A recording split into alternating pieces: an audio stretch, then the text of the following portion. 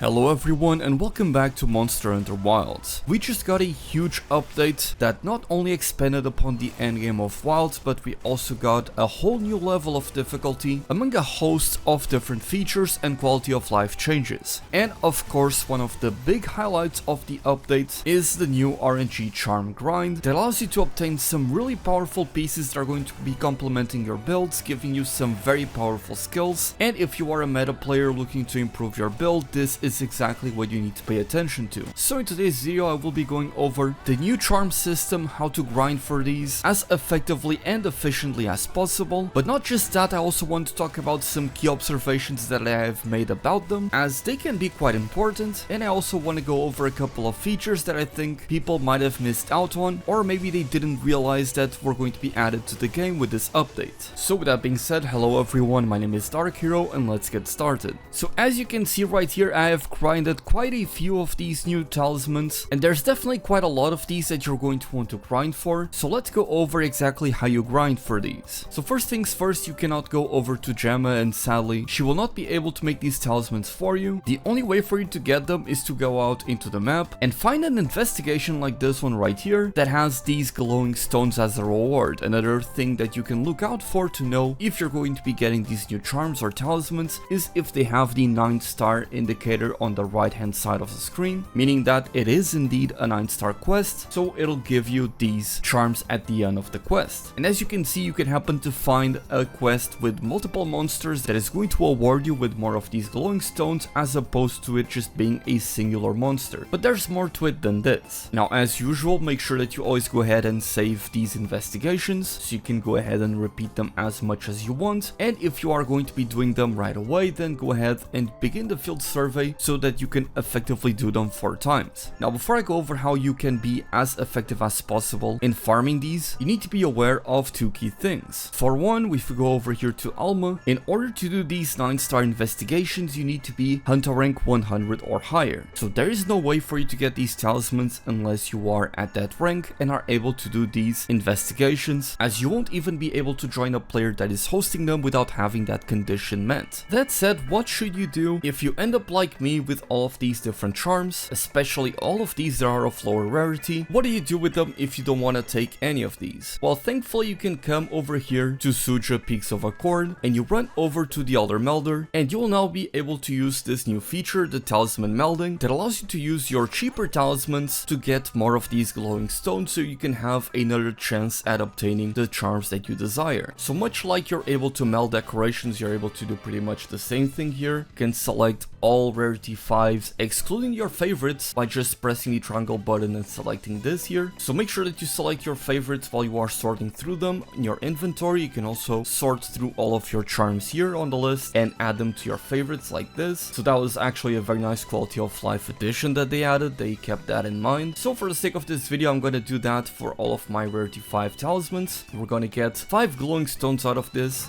And let's see, we get 3 rarity 5s and 2 rarity 6, Tetrad Shot, Coalescence and Earplugs, Critical Element Mushromancer 2, Critical Eye, Blast Attack Iron Skin, Thinner Attack, Stamina Surge Part Breaker, Poison Duration, Divine Blessing and Bleed Resistance. So none of these are that great. I would just keep on doing this RNG grind over and over again, keep feeding them to the Elder Melder to obtain more glowing stones. Additionally, you can also use some special items to convert into these glowing stones. The only item that I have available for this currently is a silver talisman ticket. I'm not sure if there are other items you can use here, as this is the only one that I have available, but I'm gonna be using it to get 10 glowing stones. And let's see, none of these are of a higher rarity. We get a rarity 7 one, but no rarity 8s, and let's quickly go through them.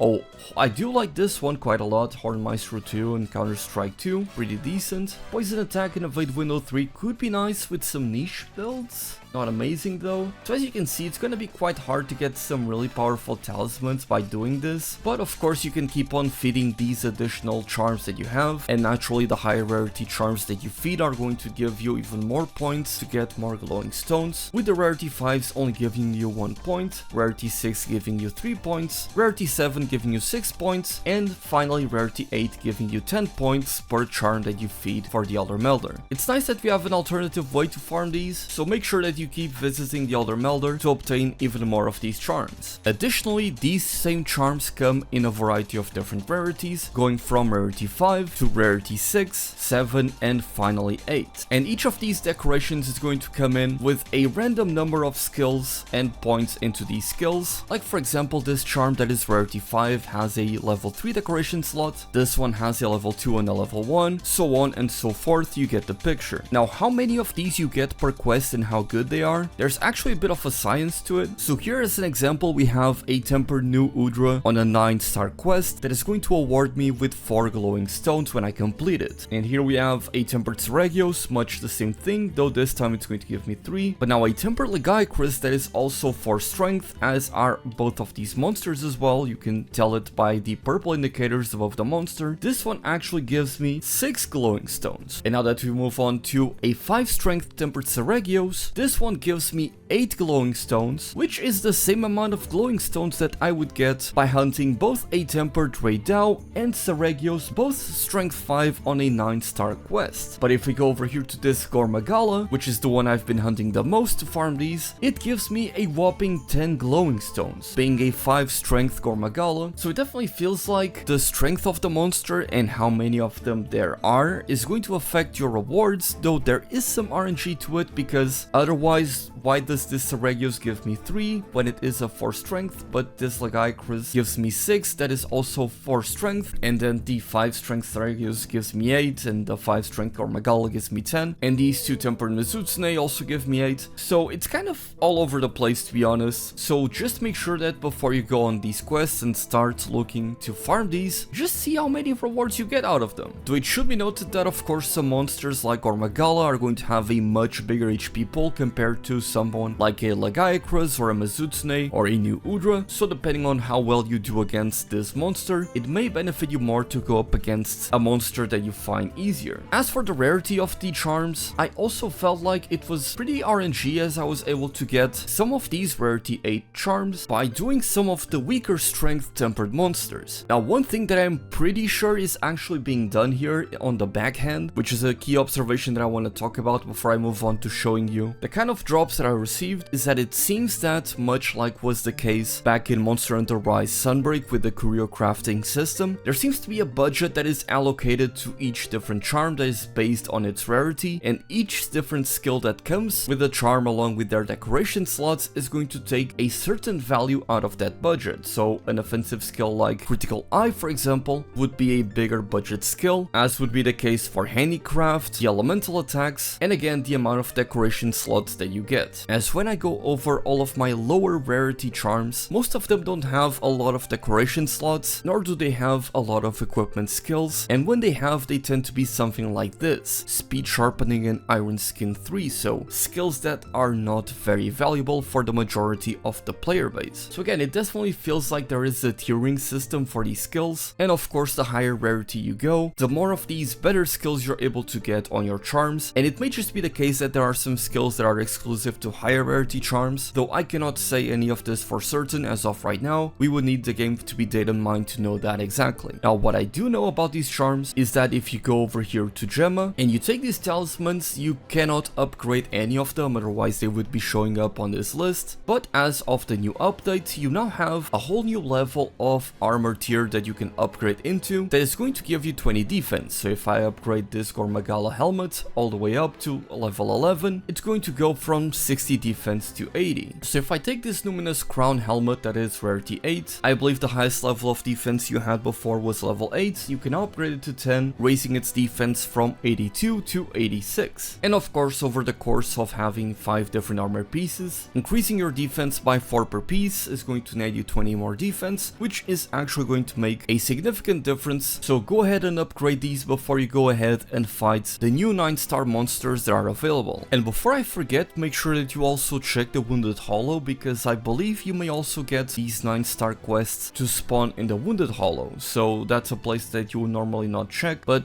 they may actually appear here now. But as you can see, you can get unlucky with some of these and simply get investigations with 3 glowing stones and nothing else. But of course, if that is the case, you can simply go inside of your tent, go for a rest, change the time and the environment if you want to. That is going to change the day and completely reset the monster spawns that are available on every map. So if we look for them, we can now find a tempered new Udra with 5 glowing stones, the same tempered new Udra but with a tempered Rathalos that now gives you 1 additional glowing stone, and I'm sure if I keep resetting for them, I'll be able to find many more of these. Now of course you're going to be out on a hunt for a pretty long amount of time if you want to farm these. So a fun new thing that they actually changed in the game is that the meals that you get are now actually going to have a bigger duration. As you can see, the meal that I have lasts for 90 minutes. So if you decide to grill the recommended meal, it's now going to last 50 minutes as opposed to 30, which was the case previously. And if you go for a custom meal like this one right here, it's going to last you for 70 minutes. The 90-minute meal that I have available right now is from one of those meals that the villagers will sometimes offer you, and the special meals that you can select in the gathering hub will also last for 70 minutes. So that is something neat for you to keep in mind. You don't need to constantly be cooking different meals or going back to the gathering hub or looking for the different villagers to get more food, as these are going to be active for quite a bit longer. But with that said, you now know everything that you need to know in order to be farming these charms with the newest update of Monster Hunter Wilds. If we do get some data mines that actually give us the concrete numbers, I will be making a video on that, as the species of monsters you hunt may potentially affect the quality and quantity of the charms that you are able to obtain. But as of right now, it pretty much seems to be very much RNG dependent, and seeing as the only monsters that can drop these are going to be the Apex monsters, along with Gormagala, Arkveld, and the free title update monsters, I doubt there's going to be many differences, but maybe that's the case. Capcom has been known to do these kind of things. Let me know how you guys feel about this new charm system. I'm still not sure how I feel about it, as it is still quite new, but I'm going to be making a lot of new builds for you guys and testing the different buffs that we received as well. So if you want to see those videos, if that sounds interesting to you, then please subscribe to the channel. With that being said, my name is Dark Hero, thank you all so much for watching, and as always,